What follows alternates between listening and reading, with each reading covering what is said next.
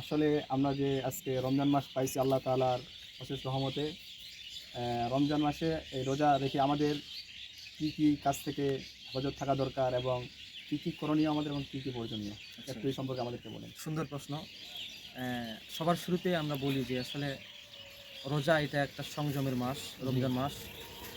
এই রমজান মাসে আমাদের অনেক বিষয়গুলো হেফাজত করা দরকার। যেমন জি, আমাদের রোজা রেখে আমাদের চোখের হেফাজত করা দরকার। জি, রোজা রেখে আমাদের জিহ্বার হেফাজত করা দরকার। জি, তারপরে আপনার অন্তরে হেফাজত করা দরকার, জি, হাতের হেফাজত করা দরকার, লজ্জাস্থানে হেফাজত করা দরকার। হ্যাঁ?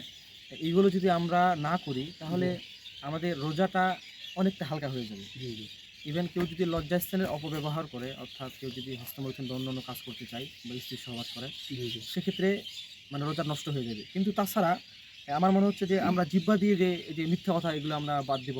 জি, এরপরে অন্তর দিয়ে খারাপ কিছু ভাবা এটা আমরা বাদ দিব।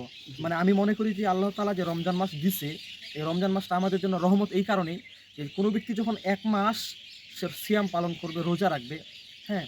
এই রোজা রাখার কারণে তার জিহ্বার যে খারাপ কথাগুলো অথবা মানে যে ১ মাস যে রোজা রাখতেছে, রোজা রাখার কারণে সে মিথ্যা কথা থেকে বিরত থাকতেছে। জি, এই বিরত থাকার কারণে যখন রোজা শেষ হওয়ার পরেও যখন সে মিথ্যা কথা বলতে চাইবে বা তার মন দিয়ে মিথ্যা কথা আসবে, তখন সে আটকে যাবে যে মিথ্যা কথা বলবে না।